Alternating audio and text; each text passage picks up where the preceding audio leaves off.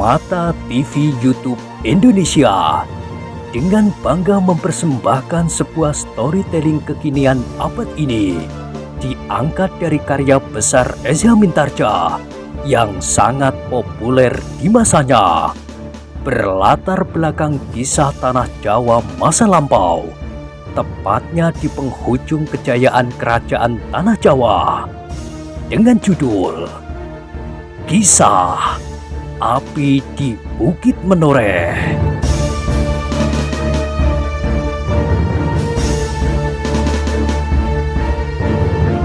Pada kesempatan yang sangat baik ini, kita masuk pada episode yang ke-214.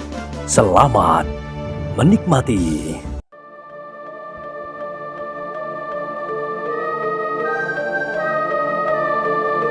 Pada episode sebelumnya telah diceritakan, mereka menjadi semakin berdebar-debar ketika di kejauhan, di seberang bulak yang panjang di kaki pegunungan Menoreh tampak rumah kepala tanah perdikan Menoreh itu. Di muka rumah itu terbentang sebuah halaman yang luas. Kemudian di luar sepasang regol halaman masih didapatinya sebuah lapangan yang cukup luas. Alun-alun Menoreh, meskipun tidak seluas alun-alun Pajang, bahkan belum mencapai separuhnya, tetapi rumah si Danti itu tampak benar-benar sebuah rumah seorang kepala tanah perdikan yang besar. Tanpa disengaja, Ki Tambak Wedi berpaling. Ketika si Danti melihat wajah orang tua itu, hatinya ikut berdebar-debar pula. Wajah itu memancarkan kesan yang mendebarkan hatinya, tetapi sekali lagi ia menekankan anggapannya bahwa Ki Tambak Wedi menjadi jemu karena dirinya, karena kegagalan yang pernah dialaminya. Seharusnya kecemasan guru tidak boleh berlebih-lebihan, berkata si Danti di dalam hatinya. Tetapi ia tidak dapat mengatakannya kepada gurunya, Ki Tambak Wedi. Dengan demikian, maka mereka masih saja terbenam dalam kediaman, masing-masing sibuk dengan angan-angan sendiri. Namun semakin dekat mereka dengan rumah Argopati yang bergelar Ki Gede Menoreh, maka hati mereka pun menjadi semakin berdebar-debar. Tetapi karena langkah-langkah mereka, maka rumah itu pun menjadi semakin dekat. Sejalan dengan matahari yang menggantung di langit semakin mendekati punggung-punggung bukit di sebelah barat.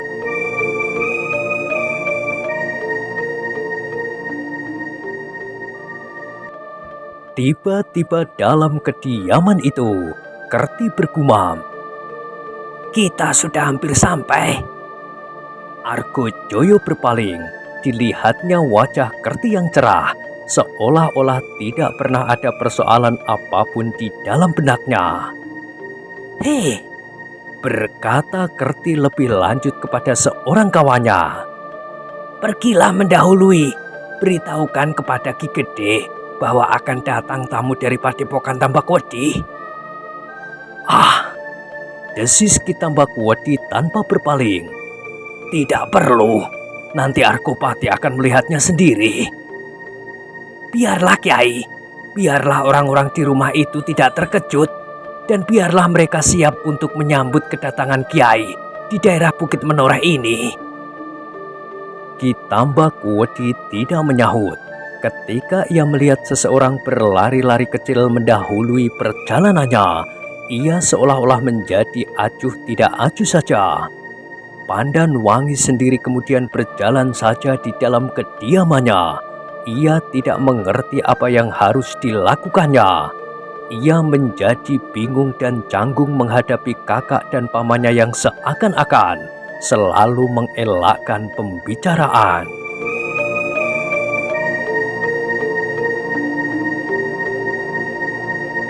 "Apakah sikapku menjemukan mereka?" ia selalu bertanya-tanya di dalam hati. Dengan demikian maka Pandan Wangi yang ragu-ragu menghadapi kakak dan pamannya itu pun menjadi selalu terdiam pula. Namun kini mereka telah berada beberapa puluh langkah saja dari alun-alun menoreh. Sejenak lagi mereka akan memasuki lapangan rumput itu, dan beberapa puluh langkah pula mereka akan sampai ke regol halaman rumah si Danti yang besar dan berhalaman luas. Ki Tambak Wedi menjadi semakin berdebar-debar ketika tiba-tiba ia melihat beberapa orang keluar dari regol halaman rumah yang berdiri tegak di hadapannya di seberang alun-alun. Dan debar di dadanya semakin keras ketika di antara orang-orang itu berdiri seorang laki-laki yang hampir sebaya dengan umurnya, bertubuh tinggi tegap, berdada bidang, wajahnya yang keras memancarkan kekerasan hatinya pula. Sedang sorot matanya yang tajam melukiskan ketajaman pikirannya. Orang yang bertubuh tinggi tegap itu berdiri sambil mengerutkan keningnya. Rambutnya yang sudah berseling putih beberapa helai tampak selembar-selembar dibelai angin. Ikat kepalanya yang dikenakan dengan tergesa-gesa tidak menutup keseluruhan rambutnya yang panjang yang disanggulkannya dengan tergesa-gesa pula. Adalah menjadi kebiasaannya untuk membiarkan rambutnya terurai apabila ia sedang beristirahat di rumahnya. Dibiarkannya dadanya yang bidang itu bertelanjang. Bulu-bulu dadanya yang lebat tumbuh dengan suburnya. Sehelai kain panjang disangkutkannya di pundaknya dan dikenakannya sebuah celana hitam sepanjang betisnya. Sebuah sisir yang lengkung tersangkut pada rambutnya yang tebal dan lebat. Ketika ia mendengar bahwa ada tamu yang akan datang, maka segera ia berkemas, dikenakannya dengan tergesa-gesa bajunya dan disanggulkannya rambutnya. Ikat kepalanya yang selalu disangkutkan di lehernya segera dikenakannya pula, dan dengan sikapnya ia melangkah keluar rumahnya dan terus ke halaman. Sekali-kali tangannya diangkatnya untuk memilin kumisnya yang lebat. Orang itu adalah Argopati yang bergelar Ki Gede Menoreh.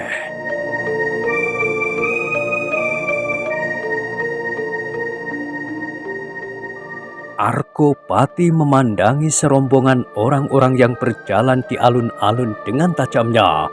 Segera ia dapat mengenalinya satu-satu. Namun wajahnya segera berubah ketika ia melihat orang tua yang berjalan di samping si Danti, Ki Tambak Wedi. Tetapi perubahan wajahnya itu sama sekali tidak membekas ketika kemudian orang yang bertubuh tinggi tegap itu tersenyum. Dengan tenangnya ia melangkah maju, menyongsong tamunya. Meskipun tamunya masih belum dekat benar, terdengar Argopati menyapanya dengan suara yang berat. "Hah, agaknya burung perencak yang manis telah menuntunmu kemari, Pakuhan. Maksudku Ki Tambak Wedi." Tampak kening Ki Tambak Wedi berkerut, namun kemudian ia tersenyum pula sambil menjawab, "Aku ternyata salah jalan, Argopati. Aku sama sekali tidak ingin datang mengunjungimu." Keduanya tertawa ketika jarak mereka menjadi semakin dekat. Segera keduanya mengulurkan kedua tangan mereka masing-masing, menggenggam lengan dan mengguncang-guncangnya.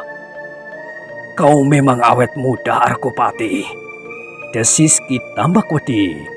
Argopati tersenyum sambil mengangguk-anggukkan kepalanya. Jawabnya, "Aku selalu jejamu, Tambak Wedi. Tetapi meskipun demikian, rambutku sudah diwarnai oleh rambut putih." Pertemuan itu nampaknya begitu akrab dan menyenangkan.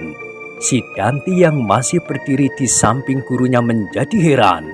Kenapa selama di perjalanan, gurunya tampak terlampau muram dan cemas. Semakin dekat dengan rumah ayahnya, gurunya menjadi semakin pendiam. Ternyata sambutan ayahnya pun sama sekali tidak membayangkan peristiwa apapun yang dapat mengeruhkan pertemuan itu. Apakah mungkin ayah akan marah kepada guru nanti apabila ia mendengar tentang keadaanku? Pertanyaan itu bergelut di dalam dada si Danti, namun ia tidak dapat menemukan jawabnya. Dalam pada itu, ayahnya segera menegurnya pula dengan ramah, menegur pamannya Argojoyo dan adiknya Pandanwangi. Dan sejenak kemudian, maka Argopati telah mempersilahkan tamu-tamunya memasuki halaman rumahnya dan naik ke pendopo yang luas. Ternyata kesan yang didapat oleh si Danti dalam pertemuan itu sama sekali bertentangan dengan kegelisahan dan kediaman gurunya di sepanjang jalan. Namun meskipun demikian, gurunya sama sekali masih belum menyinggung tentang sebab-sebab si Danti terpaksa pulang kembali ke Menoreh. Selama ini gurunya masih mengatakannya bahwa kedatangan ini adalah sekedar kerinduan yang tidak tertahankan untuk melihat kampung halaman, justru ketika Argojoyo mengunjungi Tambakwedi. Namun tiba-tiba Pandanwangi memotong. Tetapi bukankah Paman mengatakan bahwa Paman, Kakang Sidanti dan Ki Tambakwedi baru saja mengadakan perjalanan yang panjang dan kali ini sekedar singgah saja? Argojoyo mengerutkan keningnya, tetapi ia kemudian tertawa. Hehehe, kau salah Pandanwangi. Kami memang baru saja mengadakan perjalanan. Tiba-tiba kami dihinggapi oleh keinginan yang tak tertahankan untuk melihat kampung halaman. Begitulah. Pandanwangi mengangguk-anggukkan kepalanya. Ia sama sekali memang tidak berprasangka. Ia percaya bahwa mereka sedang dalam perjalanan dan dibakar oleh kerinduan kepada kampung halaman, sehingga mereka memerlukan singgah meskipun hanya sebentar sebelum mereka kembali ke Tambakwedi. Ternyata dari pakaian yang mereka pergunakan pada saat mereka berada di rumah Ki Sentul. Tetapi mereka datang dari arah hutan Mentaok. Bukankah Tambakwedi terletak jauh di seberang hutan Mentaok? Sebuah pertanyaan tiba-tiba saja menyentuh hatinya. Namun pertanyaan itu dijawabnya sendiri. Itu tidak penting. Dari manapun mereka datang, mereka dapat mengambil arah itu. Argojoyo menjadi berlega hati ketika ia melihat Pandanwangi mengangguk-anggukkan kepalanya.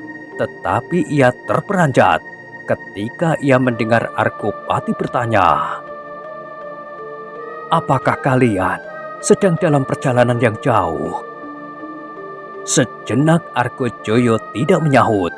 Dipandanginya wajah Ki Tambakwedi dengan sorot mata yang memancarkan kecemasan hati. Seolah-olah ia ingin mendapat pertimbangan bagaimana harus menjawab pertanyaan itu. Ki Tambakwedi melihat kecemasan yang membayang di wajah Argojoyo. Karena itu, maka ia pun segera memutar otaknya. Ia harus dapat menjawab pertanyaan itu tanpa menimbulkan kecurigaan.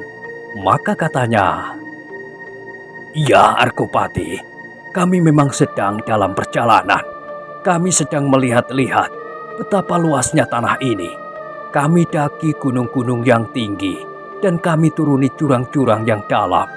Si Danti memerlukan pengalaman itu." Argopati mengangguk-anggukkan kepalanya.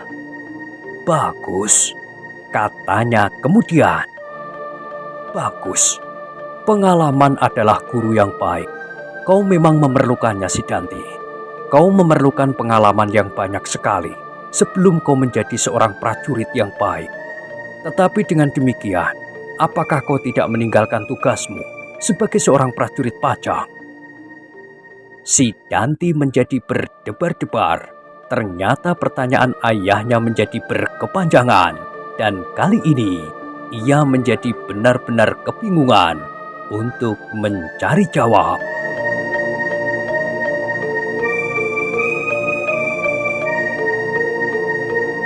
Sekali lagi Kitambak Wedi harus menjawab pertanyaan itu. Akulah yang minta izin untuknya, Argopati. Aku melihat si Danti masih terlampau hijau.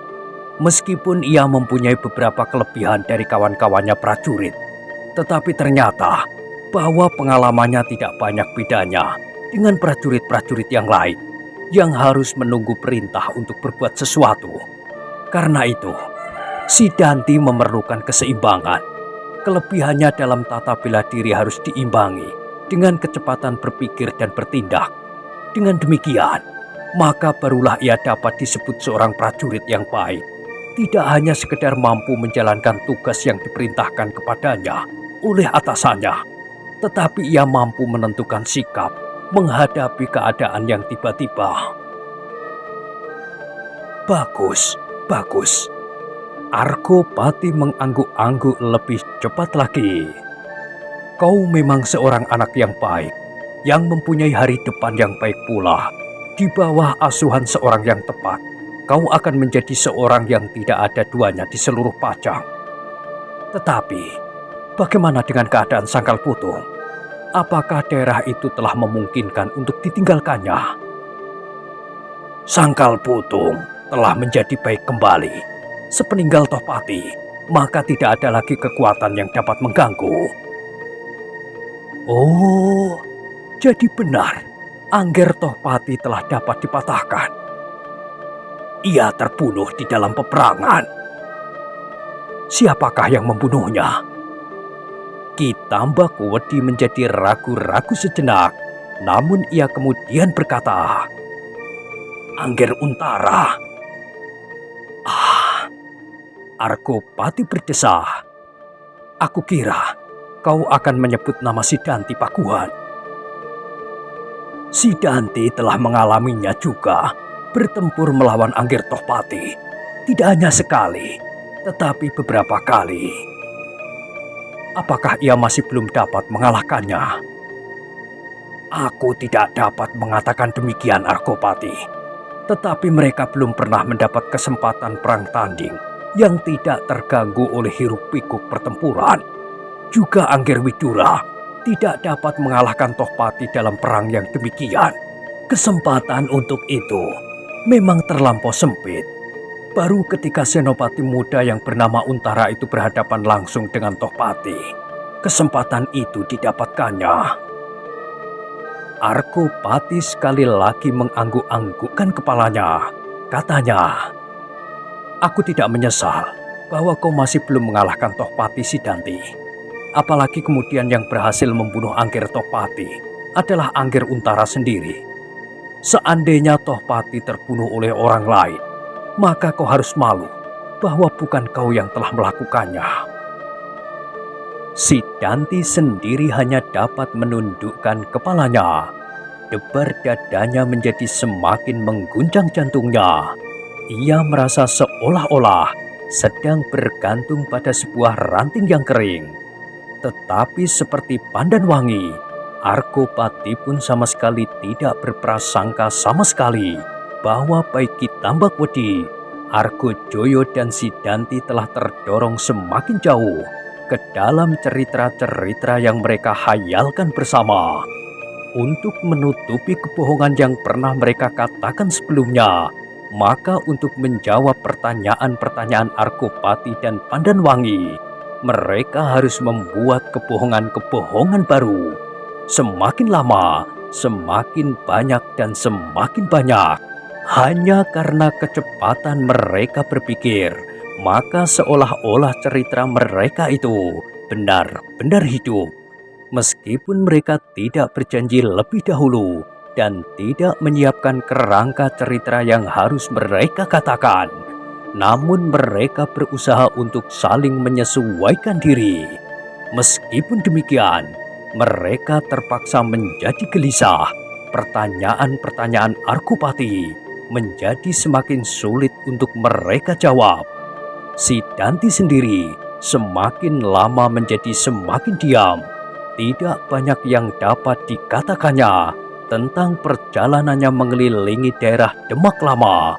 Bahkan ia berdoa agar ayahnya tidak bertanya tentang daerah-daerah yang belum pernah dilihatnya. "Hei, Sidanti," tegur Argopati. "Kenapa kau diam saja? Apakah Kitambakodi telah merubahmu menjadi seorang pendiam? Ayo, ceritakanlah apa yang pernah kau alami. Aku akan menjadi bangga mendengar ceritamu. Kau pasti pernah bertempur dengan serombongan penjahat, segerombolan perampok, atau sekelompok orang-orang yang menyalahgunakan kekuasaannya untuk kepentingan diri. Kemudian mereka memeras orang-orang yang menjadi reh-rehannya. Kau pasti telah banyak berbuat selain menghadapi orang-orang Jipang yang agaknya sulit untuk mengerti keadaan yang sebenarnya telah dihadapkan di muka hidung mereka." Keringat dingin mengalir di segenap lubang-lubang kulit Sidanti. Wajahnya menjadi tegang dan kerongkongannya menjadi pepat. Untunglah bahwa gurunya membantunya, berkata Kitambakodi. "Anak itu terlampau lelah. Pengalaman yang pertama ini agaknya terlampau berat baginya. Argopati, suruhlah anak itu tidur atau beristirahat atau apapun.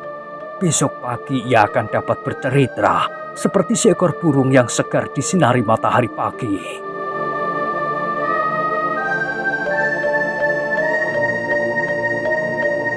Argopati tertawa. Dipandanginya wajah Sidanti yang tunduk. Katanya, "Ya, barangkali kau terlampau payah, Sidanti. Meskipun kau jauh lebih muda dari gurumu, tetapi jalan pernafasanmu dan otot bebayumu masih belum mendapatkan latihan yang mantap, sehingga kau terlampau cepat menjadi lelah." Mendengar kata-kata Argopati itu, Kitambakodi mengerutkan keningnya. Ia merasa seolah-olah Argopati menyindirnya bahwa ia kurang berhasil menuntun anak muda itu. Tetapi ia mendengar Argopati itu meneruskan, "Betapapun baiknya latihan-latihan yang telah kau jalani, tetapi perjalanan yang pertama, apalagi dalam jarak yang demikian jauh, memang merupakan latihan yang terlampau berat bagi kau. Seharusnya kau mengalami perjalanan-perjalanan yang lebih ringan. Tetapi agaknya memang sudah menjadi adat gurumu." Argopati berhenti sejenak, lalu kepada Kitambakodi ia berkata, "Bukankah begitu, Pak Guhan? Kau tidak pernah telaten mengurusi persoalan-persoalan kecil. Kau ingin cepat langsung pada persoalan yang kau ingini, tanpa banyak pendahuluan dan pengantar." Kitambakodi mengerutkan keningnya, namun ia tersenyum. "Mungkin begitu, Argopati. Aku sendiri sulit untuk menilai diri, tetapi aku memang tidak telaten berjalan dengan langkah kecil-kecil. Aku ingin meloncat sejauh jangkauanku." Argopati tertawa pula. "Kau masih belum berubah." Lalu kepada Sidanti ia berkata, "Beristirahatlah. Besok kau akan dijamu oleh anak-anak muda yang paling terkemuka di tanah perdikan ini. Para pemimpin pengawal tanah ini. Kau pasti akan mendapat 1000 macam pertanyaan. Mungkin ada yang menyenangkan hatimu, tetapi pasti ada pula pertanyaan-pertanyaan yang menjemukan bagimu. Setiap orang tertarik pada persoalan yang berbeda-beda. Ada yang ingin supaya kau bercerita tentang perkelahian-perkelahian yang pernah kau alami. Ada yang ingin mendengar apakah kau bertemu dengan gadis-gadis cantik di perjalananmu. Atau kau pernah melihat apa saja yang tidak ada di Menoreh. Atau kau menjumpai jenis makanan yang paling enak yang pernah dibuat orang. Nah, malam ini persiapkan saja semua jawabannya." Sidanti yang tunduk itu menganggukkan kepalanya. "Ya ayah, aku akan mencoba." "Bagus." Kemudian kepada Pandanwangi ia berkata, "Bawalah kakakmu untuk beristirahat. Sediakan gandok kulon untuknya dan gurunya." "Iya, ayah," sahut Pandanwangi sambil berdiri. Kemudian ia melangkah pergi memanggil pelayannya untuk membersihkan Gandok Kulon. Ketika kemudian Sidanti meninggalkan pertemuan itu, maka serasa ia terlepas dari sebuah gungkungan yang menyekat nafasnya.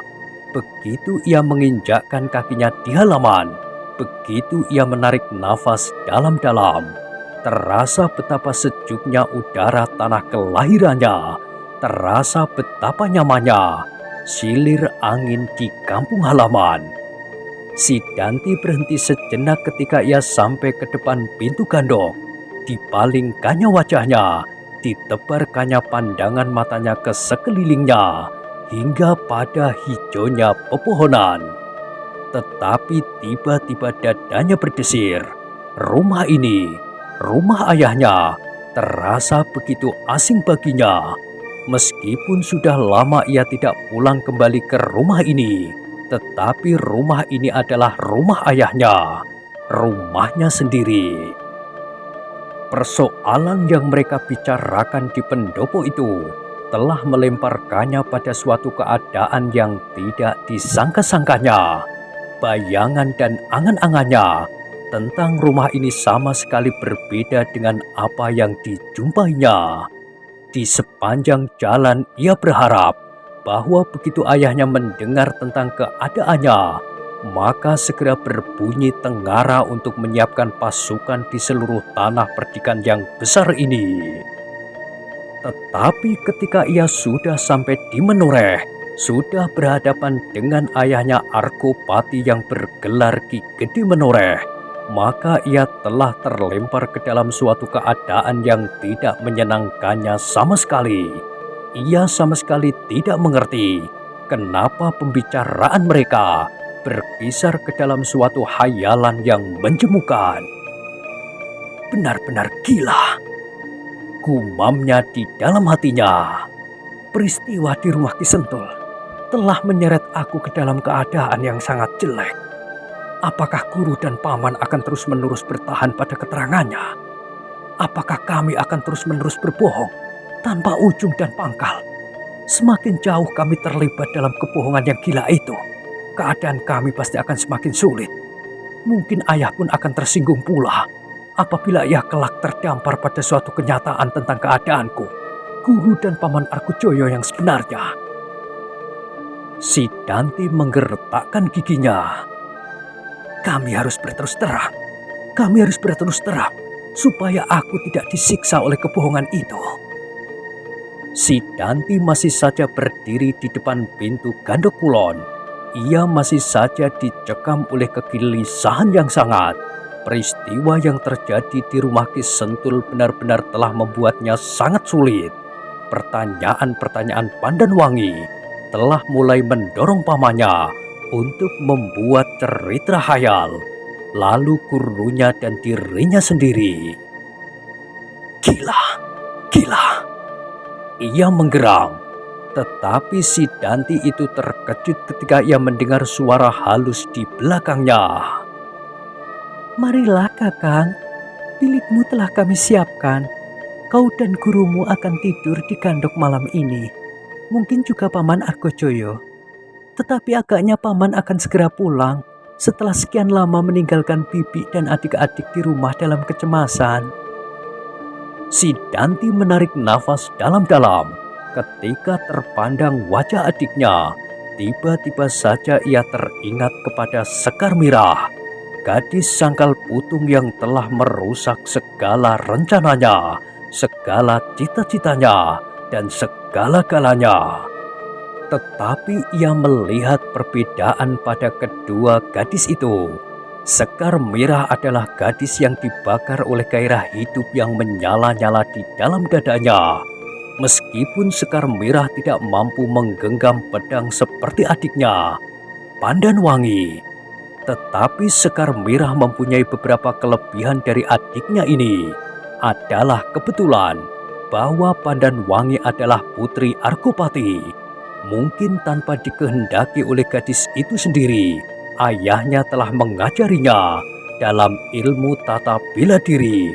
menurunkan ilmu dari cabang perguruan menoreh. Tidak, aku melihat bahwa darah ayah mengalir pada tubuh Pandanwangi. Ia cukup lincah, cukup cekatan dan cerdas untuk menghadapi keadaan yang tiba-tiba. Katanya di dalam hati. Pandanwangi yang masih saja berdiri di dalam gandok menjadi termangu-mangu. Ia menjadi heran kenapa kakaknya memandanginya seperti belum pernah melihatnya, sehingga wajahnya pun kemudian ditundukkannya. Pandanwangi masih saja seorang gadis pemalu, berkata si Danti pula di dalam hatinya.